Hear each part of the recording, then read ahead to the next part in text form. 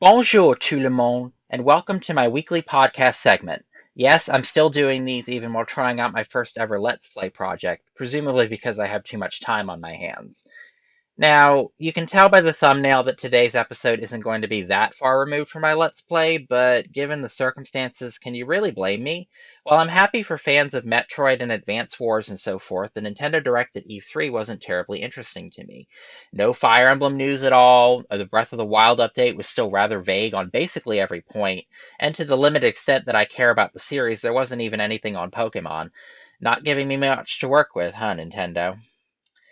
But that's okay, because Sword and Axe LLC have compensated wonderfully for that shortcoming with the surprising release of their SRPG Dark Deity. The game is, to put it in terms no marketing rep would ever dare, Fire Emblem with the serial numbers filed off. Or is it? Today I'm going to be giving you my first impressions from my time with Dark Deity thus far, and by that I mean my real first playthrough, and not the one I'm doing for the Let's Play, where I hopefully make fewer embarrassing mistakes because I have a slightly better idea of what's coming. At the time I'm recording this, I played through Chapter 17, or a bit past the game's halfway point. And wow, what a halfway point that was, but we will get to that in due time. For now, though, let's start with story and characters, because even only halfway through, I get the impression that it's in those areas that Dark Deity is really trying to carve out an identity of its own, apart from its obvious inspiration. Of course, it's filled with typical fantasy tropes, including some from the more Tolkien or D&D derived Western fantasy genre, like elves and dwarves, but thus far the game has noticeably veered away from anything resembling what I call the standard Fire Emblem plot.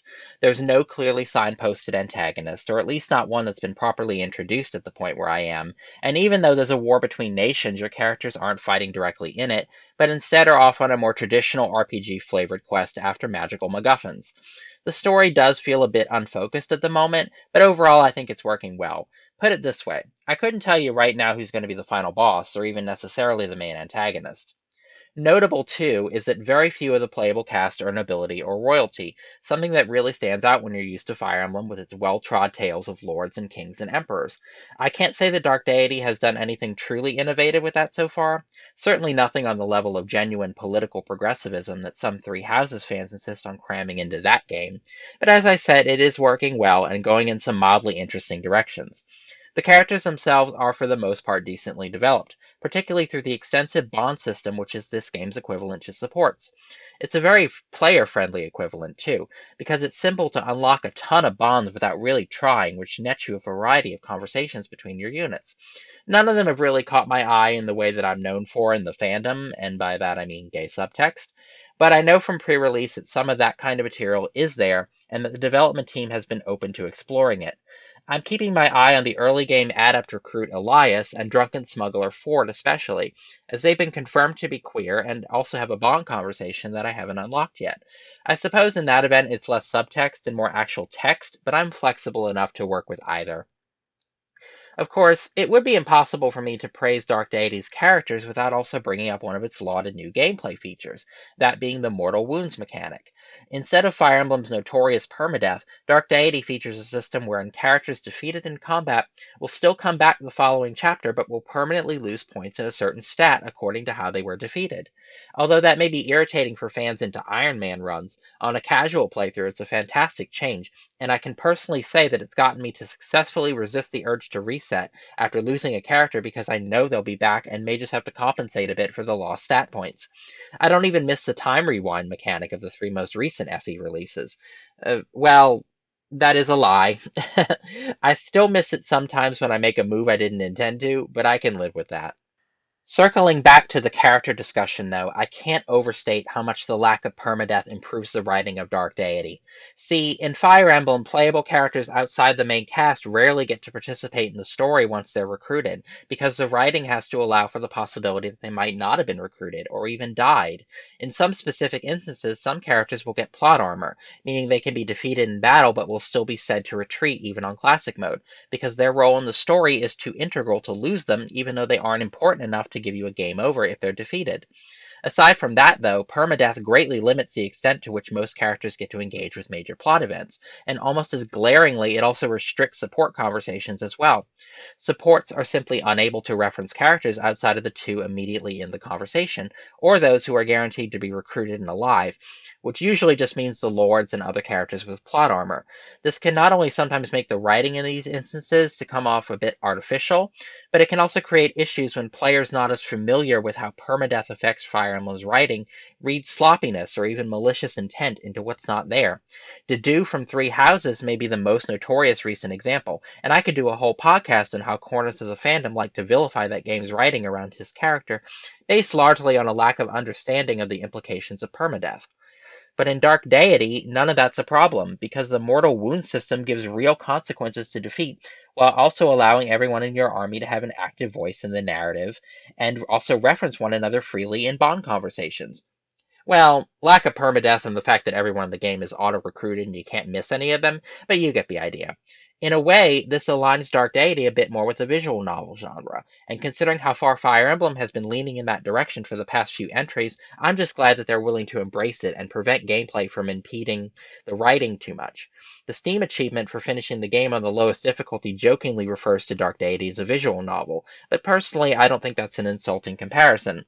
If the writing of your game is solid enough to stand on its own, I don't consider that a flaw, even if it may not appeal to hardcore fans of tactical games. Having said that, though, Dark Deity has plenty for those kinds of gamers too, with 3 difficulty levels and a wealth of customization options independent of difficulty. You can give enemies randomized weapons and classes, reverse or randomized recruitment, give your units or your enemies 0% growths or 100%, do 0% experience and gold runs or double those resources. Dark Deity gives you all the tools you could want to tailor the game to your preferred playstyle. Do whatever challenge runs you want to attempt, or make the game super easy and breeze through it even on the hardest difficulty. That's probably the only way I'm getting the achievement for clearing Deity mode. But yeah, aside from that, the game has a handful of tactical features that help diversify gameplay and give Dark Deity more of its own identity as well.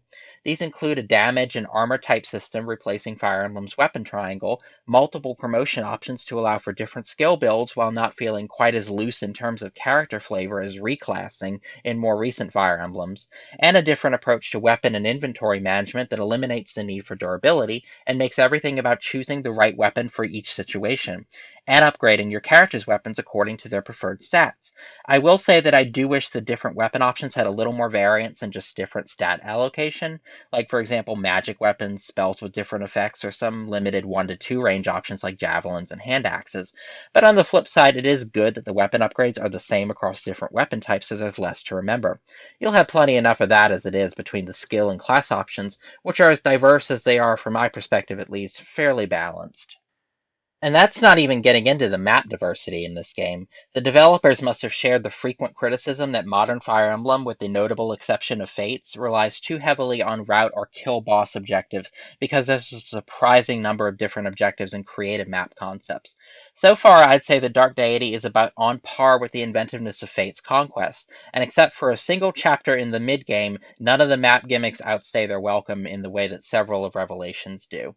All in all, longtime Tactics game fans will find plenty to enjoy in Dark Deity, and while the UI and inventories can sometimes feel rough around the edges, the developers have shown themselves receptive to feedback and ready to make improvements and patch updates. I believe they've already come out with 2 of those in just the few days that the game has been out. That's pretty impressive.